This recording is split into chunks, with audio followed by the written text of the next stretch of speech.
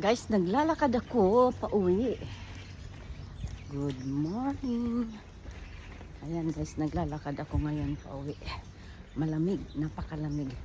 Naninigas ang aking mga daliri sa ngayon. Kasi napakalamig dito. Wala akong motor kasi kanina madulas kasi.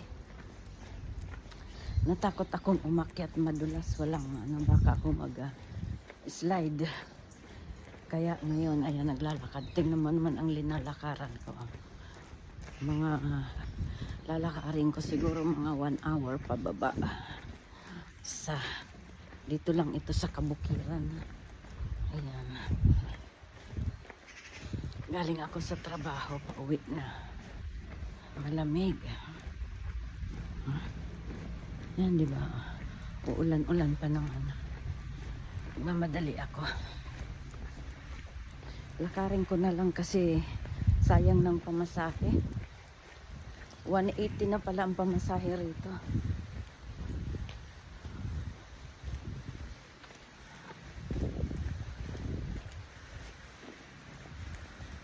Iso-shortcut ko na lang. Dito ako dadaan sa pababa. Kasi kung doon sa kabila, dito mas mabilis.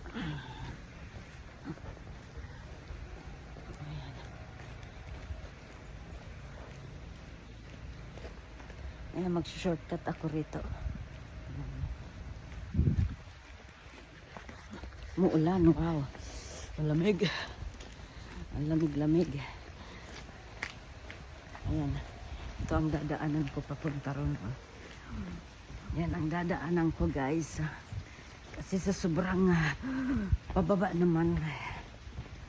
Pero nanginginig ako sa lamig. Tingnan mo tsura ko. Kailangan talaga magbunit kasi napakalamig. Tsaka maano sa mata. Nagiging inchik ako.